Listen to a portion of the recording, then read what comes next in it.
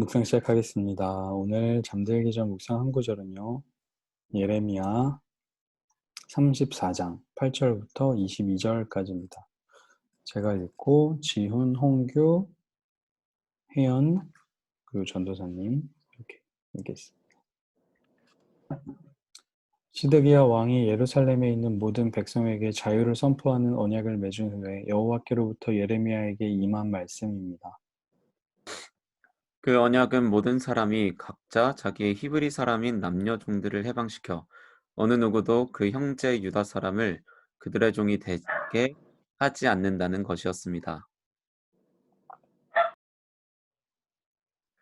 그리하여 이 언약에 동참한 모든 관료들과 모든 백성이 각각 자기의 남녀 종들을 해방시켜 더 이상 노예 상태로 있게 하지 않기로 하고 남녀 종들을 놓아주었습니다.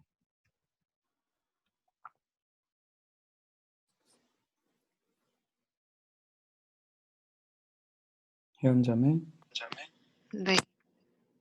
그러나 그 후 그들은 마음을 바꾸어 자기들이 해방한 남녀 종들을 데려와 다시 종으로 삼았습니다. 그때 여호와의 말씀이 여호와께로부터 예레미야에게 임해 말씀하셨습니다. 이스라엘의 하나님 여호와가 이렇게 말한다. 내가 너희 조상들을 이집트 땅 그들이 종이었던 집에서 이끌어내던 날 그들과 내가 언약을 맺었다.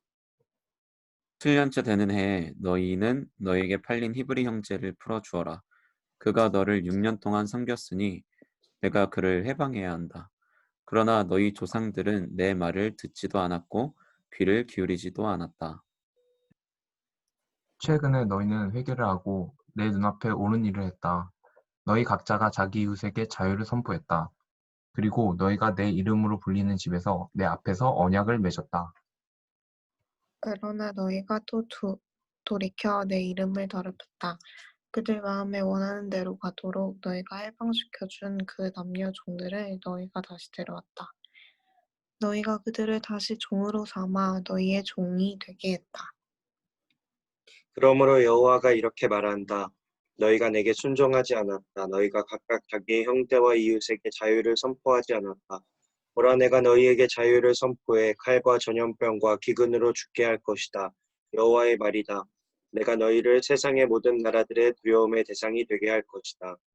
송아지를 둘로 자르고 그 조각 사이를 지나가며 내 앞에서 맺은 언약의 조항을 지키지 않고 내 언약을 어긴 사람들을 곧 송아지 조각들 사이를 지나간 유다의 지도자들과 예루살렘의 지도자들, 내시들, 제사장들, 이 땅의 모든 백성을 내가 대적들의 손에 그들의 목숨을 찾는 사람들의 손에 넘겨줄 것이다.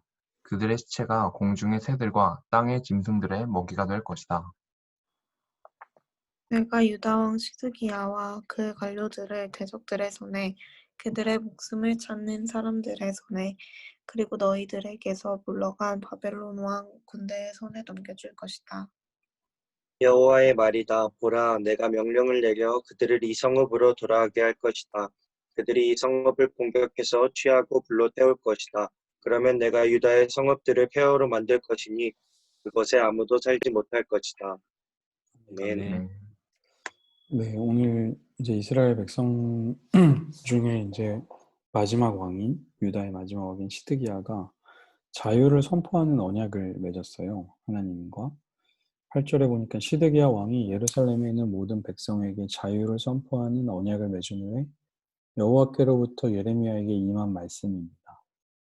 어떤 언약을 맺었냐면 모든 사람이 각자 자기의 히브리 사람인 남녀 종들을 해방시켜서 어느 누구도 그 형제 유다 사람을 그들의 종이 되게 하지 않는다는 그런 언약이죠. 그러니까 안식년이라고 들어보셨죠? 이제 매해 7년이 될 때 자기 집에 있는 종들을 이제 노예 문서를 아예 다 없애고 이제 자기 집들로 돌려보내는 거죠. 그런데 만약에 노예가 아니다, 나는 집에 가면 먹고 살기 힘드니까 그냥 노예로 살겠다라고 하면 이제 귀를 뚫어가지고 영원한 종으로 삼아라, 뭐 이제 이런 말씀이 있잖아요. 그래서 그들을 해방시키라는 거예요. 그래서 10절에 보니까 이 언약에 동참한 모든 관료, 백성, 각각 자기의 남녀 종들을 해방시켜서 더 이상 노예 상태로 있지 않기로 하고 그들을 놓아준 거죠.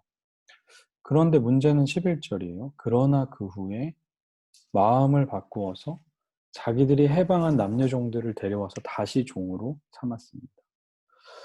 다시 깨뜨린 언약은 지키지 못한 것보다 더 악한 것이죠. 이들은 지킨다고 해놓고 금방 마음이 돌아서서 다시 또 그 행동을 하게 된 거예요. 그래서 이제 하나님께서 이제 그때 예레미야를 통해서 시드기야 왕과 사람들에게 선포하는 말씀인데요. 우리 언약 맺지 않았었냐? 그때 이제 뭐라고 하나님의 말씀이 뭐라고 임했냐면, 내가 너희 조상들을 애굽에서 너네가 종이었을 때 내가 이끌어내고 언약 맺었다. 그러니까 너희는 원래 종이었다. 이걸 이제 하나님 기억하게 하신 거죠. 그러니까 언약의 근거죠. 너네가 원래 종이었는데 그때 우리가 언약을 맺지 않았었냐? 이제 이런 이야기를 하는 거예요.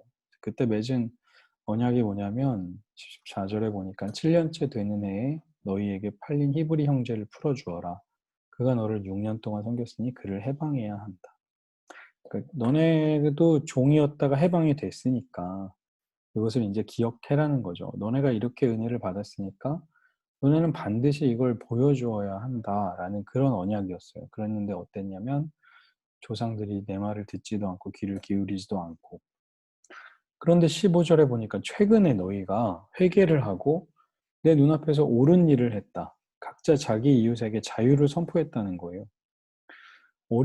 되게 어려운 일이잖아요. 노예를 풀어주면은 이제 이 사람들은 노예 없이 사는 게 이게 되게 어렵잖아요. 자기가 다 그 일을 해야 되니까. 그거를 실천으로 이스라엘 백성이 옮겼던 거죠.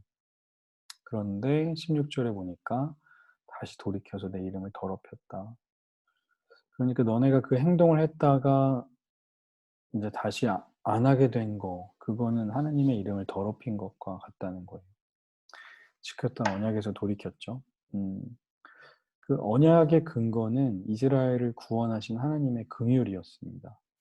그런 걸로 이제 언약을 맺은 건데 지키지 못한 거죠. 그래서 이제 그들에게 하나님의 분명한 심판이 임하세요. 하나님이 이제 화가 나셨는데요. 17절에 보니까 그러므로 여호와가 이렇게 말한다. 너희가 내게 순종하지 않았다. 너희가 각각 자기의 형제와 이웃에게 자유를 선포하지 않았다. 하나님께서 되게 중요하게 여기시는 부분이 이거 같아요. 이웃에게 자유를 선포하는 거죠. 그렇지 않았기 때문에 내가 너희에게 이제 칼과 전염병과 기근으로 너희를 죽게 할 거다. 내가 너희를 세상 모든 나라들의 두려움의 대상이 되게 할 것이다. 이 말은 무슨 말이냐면 어떤 긍휼의 모델이 되는 게 아니라 심판의 모델이 되는 거죠. 그래서 세상 모든 나라들이 이스라엘을 보면 자기의 하나님이 심판하신 나라가 된 거나 마찬가지예요. 자기가 믿는 신에게 심판을 받은 나라가 되게 한다는 거죠. 되게 무서운 말씀이시죠. 그러면서 18절에 보니까 송아지를 가르고 그 조각 사이를 지나가면서 언약을 맺은 그 조항을 지키지 않고 어긴 사람들, 그 사람들이 누구냐면 19절에 보니까 유다의 지도자들, 예루살렘의 지도자들, 내시들, 제사장들, 이 땅의 모든 백성. 그러니까 어떤 특정한 사람들이 아니라 모두가 어겼다는 거예요. 모두가. 뭐 지도자들만의 문제로 하나님이 화를 내신 게 아니겠죠. 모두가 똑같이 잘못하고 있었던 거죠. 그래서 하나님이 이제 내가 너희를 대적자들의 손에 넘길 거고 너희 목숨을 찾는 사람들에게 넘겨줄 거다라는 거죠. 21절에 보니까 유다왕 시드기야와 그의 관료들을 대적들의 손에 넘기고 그들의 목숨을 찾는 사람들의 손에, 그리고 너희들에게 물러간 바벨론 왕의 군대의 손에 넘겨줄 것이다.